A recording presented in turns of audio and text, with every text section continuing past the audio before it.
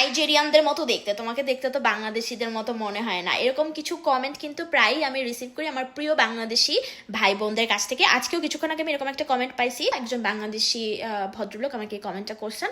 So আমি ভাবলাম যে ঠিক আছে তাহলে একটু ওনাকে যাই দেখি ওনার কি অবস্থা।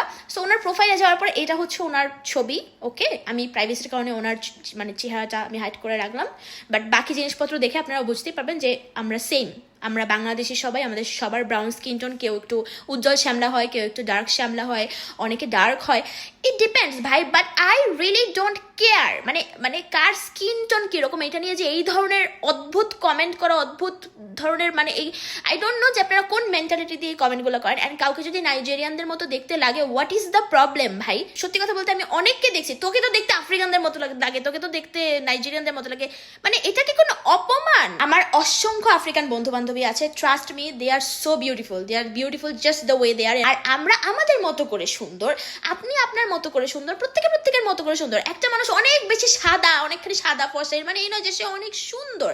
আমি খেয়াল করছি যে কেউ যদি অনেক বেশি ফর্সা হয় তাকে আমরা বলি তোমাকে দেখে তো বাংলাদেশি মনে হয় না, তোমাকে দেখে বিদেশিদের মতো লাগে, তুমি কত সুন্দর ফর্সা। মানে লাইক সিরিয়াসলি ভাই, চেঞ্জ ইউর মেন্টালিটি, লাইক আপনাদের চাও